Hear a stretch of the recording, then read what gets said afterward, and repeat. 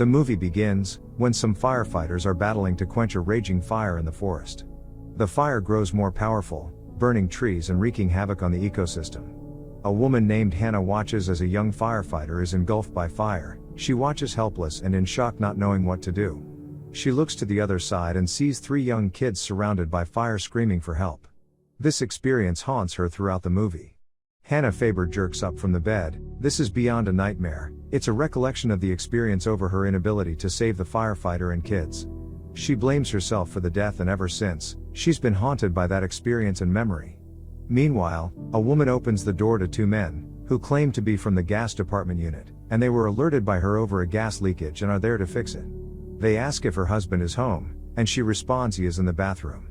They enter the house to fix the damage. A few minutes later they come out, walking briskly into the car, discussing their next mission and how to pin another target. It turns out they were not from the fire department, but assassins who were sent to kill. As they drive away, the house explodes. Owen Casserly, a forensic accountant, is preparing breakfast for his son, Connor. He sees the news talking about the explosion of the house of his district attorney and his family. He knew immediately this was not some sort of gas explosions like the police and reporters claim, but a well-calculated murder. Nevertheless, he drives Connor to school. When he got to the school parking lot, he realizes something was not right, suspecting strange movements and actions and that the assassins might be coming to kill him since he holds the information they seek. Immediately he flees with Connor in their car. Connor asks what's wrong, but he shut him up, taking his phone from him to prevent making calls. Hannah is posted to the fire tower in Park County, Montana. The deputy sheriff, Ethan, asks why she was posted there. She says she doesn't know, and thinks she is lucky. She enjoys the company with the rest of the fire team while having a drink. The assassins, Jack and Patrick, visit Owen's house to kill him but discover he has left. They search his home for some documents or any relevant information. Jack sees his laptop on the table. He opens it and discovers Owen learned about the death of the district attorney and thus has escaped. Accessing his computer and details more, they realize he withdrew $10,000 from his account and agreed that Owen was running to his law enforcement friend, Ethan. While driving to meet Ethan, his brother-in-law, for safety from the assassins, he explains the situation to Connor. Starting by Connor asking what's his occupation, he explains that he is a forensics accountant, which means he looks for strange things. He explains that his district head died today because of what he found, and he is on the run because of those who killed the district head are after them. Connor advises him to go to the police, but he dismisses it, saying they can only go to someone they trust. Ethan, the deputy sheriff, returns home to meet his pregnant wife, Allison. He kisses her and the baby by kissing her tummy. They argue a bit about Hannah. While playing and discussing with his wife, Owen calls him to seek help.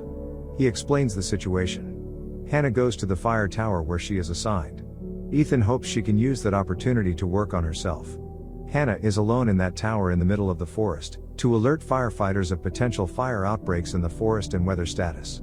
In the tower, she has another flashback of their operation in the forest, and how she watched the firefighter and 3 kids die in the fire. Jack and Patrick travel by air to be able to meet up with the lost time, and get to Owen before he reaches Ethan. Meanwhile, Ethan is now aware of the danger Owen facing, and making plans to help him, and informs the sheriff while eating at the restaurant. Connor crosses the wire fence to touch a horse when Owen stops for a few minutes. Owen sees him and tells him to come out as they need to go. Jack and Patrick set themselves aside on the road, waiting for Owen's car to pass. Meanwhile, the fire tower is struck by lightning, causing Hannah to jump down, injuring herself. While Patrick climbed up a hill with a sniper in position to kill, Jack stayed down with a machine that reveals the owner of a vehicle to confirm their target, and also holds a gun. Owen sees a man ahead repairing his car tire. When he got closer, the man turns out to be Jack and suddenly starts shooting at him, followed by Patrick hidden up in the woods. They raze his car with bullets, even hitting him on the hand and shoulder. Owen has lost his balance as a result of the shooting, plunges the car down a cliff. Injured on every side and knowing he can't escape the death that is coming, he hands Connor a drive and instructs him to hand it to the media, then sends him away. Connor leaves crying. Jack and Patrick follow the car. Seeing Owen still breathing and attempting to escape, they fire more bullets at Owen from the back. Connor watches as his father dies from the numerous gunshots. Before they could leave, a woman spots them, prompting them to kill her. Later, Ethan, on a patrol, sees the woman shot by Jack and Patrick. Her car pulled beside the road, and he also spots Owen's car wreck. Meanwhile, Hannah is cleaning her wound, has another flashback of the fire incident.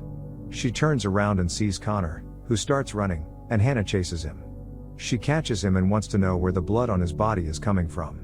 Connor says it's not his. Hannah offers to call the enforcement agencies for help, but Connor says no, rather asking if she can call the reporters according to his father's directives, to hand over the flash drive to the reporters. Hannah says she can call whoever he wants her to. Connor gets relaxed, and follows her. Jack and Patrick have a meeting with the boss, the man who paid them to kill Owen and the district head. When they first got the call, they were worried and wondered why. The boss tells Jack that he missed the boy, and that Owen was smart enough to hand the evidence over to Connor. Jack devises a strategy to buy more time so he and Patrick can kill Connor. They disguise themselves as FBI agents and agree to kill anyone who sees their faces. Jack sets the forest on fire using flares, to cause distraction from their hunting.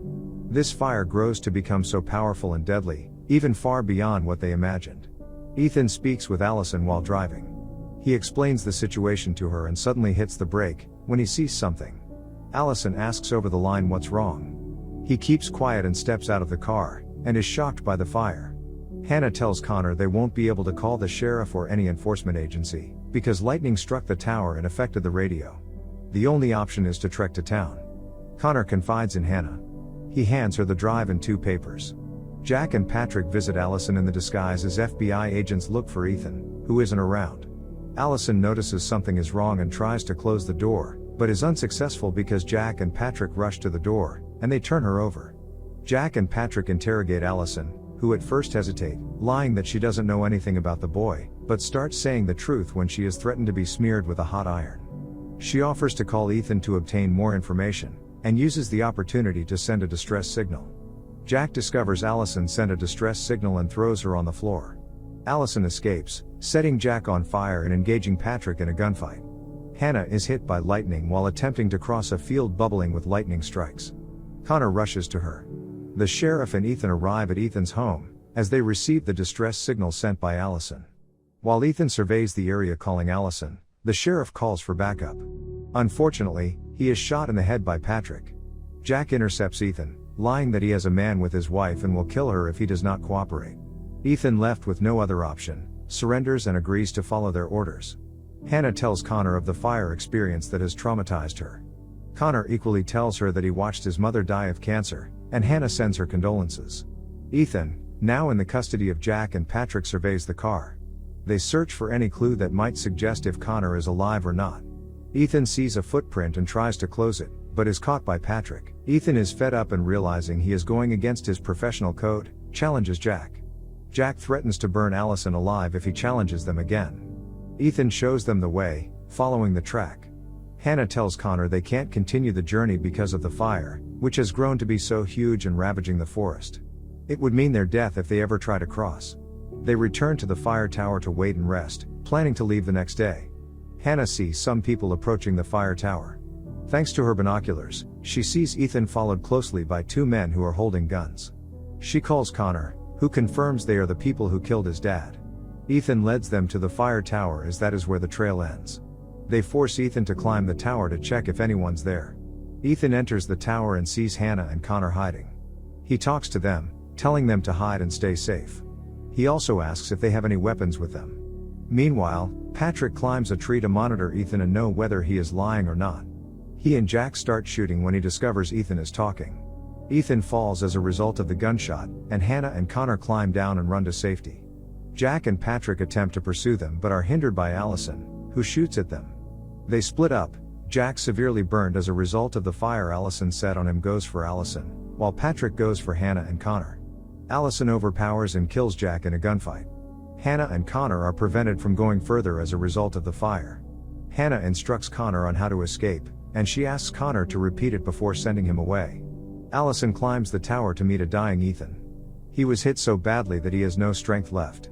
He tells Allison to run to safety and protect their daughter. Allison refuses to run, rather stays back with him until the end. Patrick trails Hannah and Connor amidst the heat from the fire. Hannah fights Patrick with a pickaxe. Patrick beats the hell out of Hannah while asking Connor to come out. Hannah says he shouldn't, but Patrick says he will keep beating her until he comes out. Connor, in a bid to stop Patrick from further hurting Hannah, comes out and obeys Patrick's instructions by turning his back. Just before Patrick will stab Connor, Hannah hits him multiple times with the pickaxe before leaving him to die by the fire, which happens shortly after Hannah and Connor leave. The fire ravaging and advancing towards them, Hannah and Connor find shelter and escape by diving into a nearby stream. While Ethan and Allison wear nose masks to prevent them from running out of air. The next day, Hannah's teammate come to their rescue. They find Hannah and Connor coming towards the fire tower.